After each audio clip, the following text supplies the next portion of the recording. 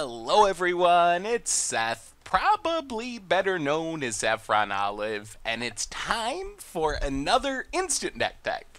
So it's Wildcard Wednesday, and this week we are heading to Pauper for just an absurd deck. If there is ever a deck that fits the definition of wild, it is this one. This is, I don't even know what to call it. I'm calling it Enchantress. Pauper Enchantress comes to us from Mathonical, who took it to a 5-0 finish in a Pauper League on Magic Online. So congrats to Mathonical on a just insane deck, a really cool deck. A quick reminder before we break down Pauper Enchantress.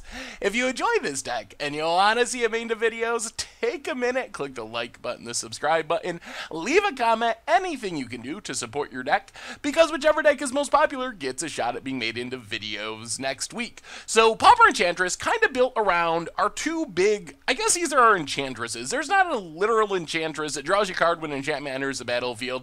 So we make do with Heliod's Pilgrim and Kruphix's Insight. So Heliod's Pilgrim comes into play, gives us a creature, lets us tutor up an aura, put it in our hand. We have a ton of auras in our deck, including our finisher that we'll talk about in a minute. Kruphix's Insight is just mass card draw. Our deck has 30-some enchantments in it, so when we cast Kruphix's Insight for 3 mana, we're almost always going to get the full 3 enchantments, which means we're getting 3 cards for 3 mana, and those 3 cards are not even random lands and stuff. We're getting powerful enchantments that we want, so these are kind of our big engine cards. But what are we tutoring up and drawing into with these cards?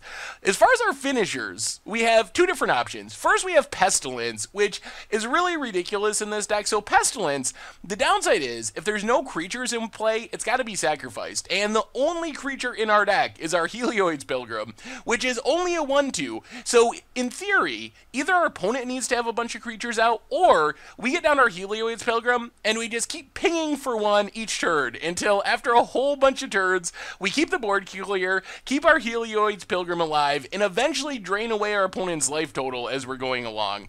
The easier way to finish the game is just tutor out our Curse of the Bloody Tome with a Heliod's Pilgrim, and it's a bit slow, but over the course of time, we're just going to mill our opponent out 2 cards at a time, 2 cards at a time, 2 cards at a time, until eventually they don't have a library left and die because of drawing on an empty library. So those are our finishers that we're looking for with our Insight and our Heliod's Pilgrim. The rest of the deck, we have a bunch of mana fixing / acceleration. Abundant Growth fixes our mana, also can draw us a card in the late game if we need to. Fertile Ground, Trace of Abundance, just ways to enchant our lands, fix our mana, ramp a little bit into our more expensive stuff, activate our Pestilence more often. Eventually, if we get enough mana on the battlefield, that's the other thing about Pestilence, is we could use Pestilence like a really weird janky burn spell. Like, sure, it's going to die because we don't have creatures, but if we can activate it like 10 times in response because we have all this mana, then we can still burn our opponent out of the game, like the world's worst fireball or something, dealing direct damage to our opponent that way. So these help us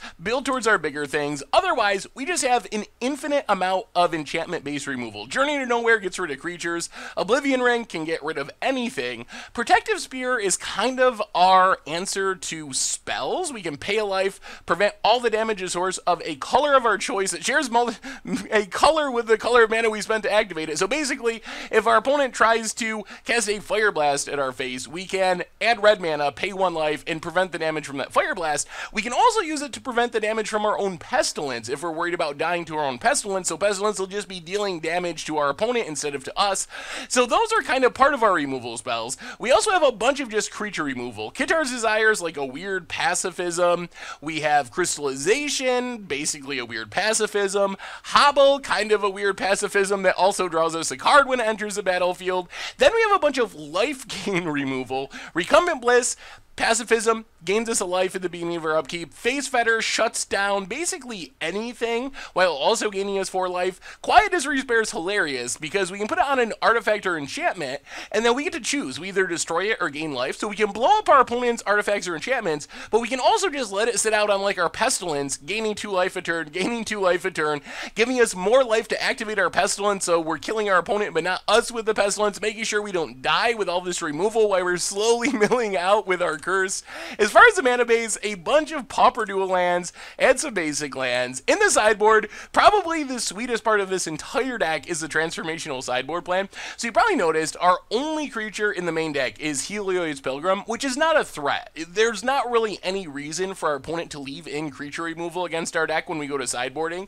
So we bring in Aura Gnarlid, which is a 3-mana 2/2 that gets +1/+1 for each aura on the battlefield and is basically unchumpable. It can't be blocked by creatures with less power, so this is going to come down for 3 mana and quickly grow into like a 5/5, an 8/8, a 10/10, and kill our opponent, taking advantage of the fact that they're going to sideboard out all their removal because we don't have any creature-based threats in our main deck. Otherwise, more finishers, redundancy with the ones in our main deck, the 4th Pestilence, a 2nd Curse of the Bloody Tome, Castigate as our Thoughtseize, Negate and Prohibit as counters, Relic of Progenitus for graveyards, and that is Enchantress for Pauper, and that's been our instant deck tech for today. So thank you very much for watching.